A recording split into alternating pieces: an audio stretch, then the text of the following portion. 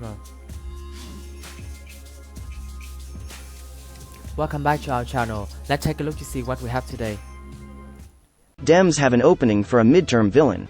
Donald Trump, you're hired. Recent bombshell headlines about Donald Trump have reminded many Americans of his chaotic tenure as president. Democrats don't hate it. As they face a serious enthusiasm gap going into the midterms, some Democrats are quietly reveling in how salacious reports about Trump and his allies, not to mention this week's sex and drug scandal in the House GOP, could help awaken their base. The two parties are still a long way from November, but Trump and the GOP's other lightning rod figures are giving Democrats just the political foil they've been looking for, as virtually everything else has gone the Republicans' way. Now they need to make sure voters remember it, instead of the governing troubles that have plagued the party for the past year. We still have a villain. We'll have to remind people of what that was like. And that sure scares the hell out of me, Representative Scott Peters, D-Caliph, said. For God's sake, how did we get to the point where the base voters are so mad about two of our own senators, rather than Mitch McConnell and Donald Trump on January 6th? That is a tremendously mismanaged situation, he added. What's not clear, however, is whether anti-Trump energy can give Democrats sustained momentum. It's a nebulous prospect for a party that's seen its biggest priorities stalled while the costs of everything from gas and groceries continue to shoot up. Focusing on Trump and other GOP rabble-rousers will hardly be the only item in Democrats' midterm playbook this year. The party would much rather run on what they've gotten done with their 2 years in power, particularly in battlegrounds. But some Democrats still acknowledge that perhaps the best way to gin up their base is a time-honored trick that Trump himself has mastered: fear. One of the things that motivates voters is fear, and a lot of this is causing a lot of fear among not just Democrats but also rational individuals everywhere, said Representative Ted Lieu, D-Caliph, who tweeted this week that he planned to make scandal-plagued Representative Madison Cawthorn, RNC, the face and voice of the at-House GOP. Cawthorn, who insinuated that fellow Republicans had invited him to orgies and done cocaine, is set to appear at a Saturday rally alongside Trump.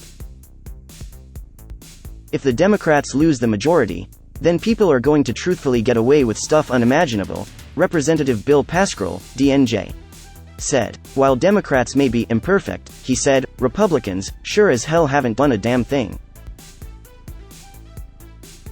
It's not the plan for everyone. The most vulnerable Democrats have little interest in nationalizing the election, since turning Trump into a villain doesn't exactly help in GOP-friendly turf they must defend. Most are already planning to run mayoral-style races, playing up local issues and training their attacks entirely on their own opponents, to make it less of a referendum on President Joe Biden. But while centering a campaign around Trump may not be helpful, even some frontline members are privately entertaining some campaign focus on the House GOP's biggest firebrands, including Cawthorn and Reps. Matt Gaetz, R. Florida, and Marjorie Taylor Greene, R. GA. Their argument: things may not be going great for Democrats, but wouldn't it be worse the other way? I mean, do you want to hand the keys to the government to these folks? Said Representative Dan Kildee, D-Mich. They're scary. They're nuts.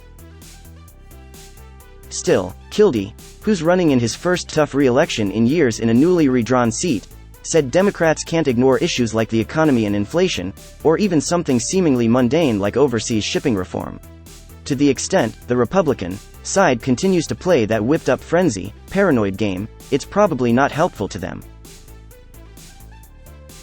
Democrats hope that putting Trump and his inner circle top of mind will energize many of their voters who may otherwise have tuned out after a rocky few months for the party. Biden's approval rating has sagged as Democrats failed to resurrect some of the most popular pieces of their agenda, from universal pre-K to expanding the child tax credit.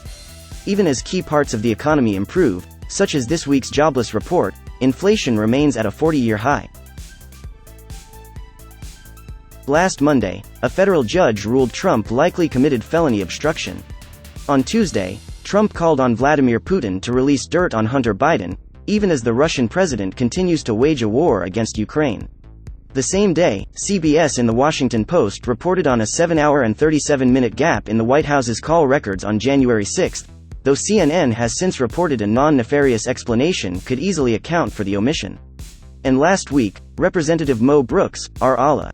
told Politico, shortly after Trump pulled his endorsement for Brooks's Senate run, that Trump has continued to try to overturn election results after he left office. Meanwhile, the fallout from texts from Supreme Court Justice Clarence Thomas's wife Virginia Thomas, known as Ginny, has continued to roil Capitol Hill as Democrats called on the justice to resign or recuse himself from January 6 related cases. "I do think the Ginny Thomas stuff, the Mo Brooks, all that helps our turnout a lot because people are excited," said Representative Don Beyer, DVA, a frequent Trump antagonist. And the Democrats' turnout fears are real. Both the 2018 and 2020 elections saw record numbers of voters. The 2018 House ballot went in Democrats' favor, but not as significantly 2 years prior, when Trump himself was on the ballot. It's far less certain Democratic voters will flood the polls this cycle, particularly if Biden's approval ratings don't make a dramatic turnaround. A recent NBC News poll showed that Republicans held a 17-point advantage when it came to voter enthusiasm, an ominous sign with just over 200 days until voters go to the polls. Representative Ami Bera, D. Caliph, acknowledged the real possibility of a low turnout election, but he argued that the answer wasn't to seize on Trump, at least not in the districts Democrats most want to protect. "You see that there's an energized Trump Republican base out there. There's probably less energy on our side. We're going to have to go out there and block and tackle," Bera said. "I think that's how we hold on to the majority, which is less about creating the boogeyman, and more about, here's what we did. Keep it local, and really run better races."